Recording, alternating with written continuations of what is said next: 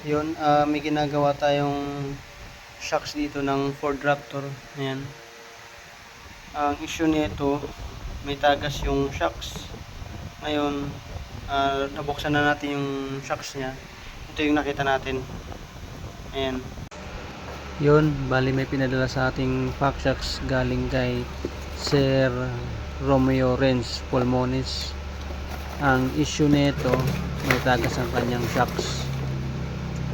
So yun, yan yung tagas niya. Kung makikita nyo, madumi na siya. Yan yung bakat ng pinagtagasan. Okay docs, thank you.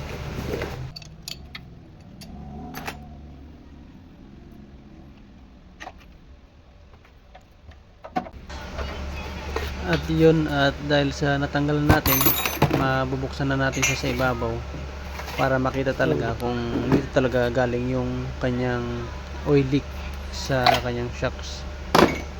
So ayan, namamasa-masa pa, talagang confirm may tagas talaga siya.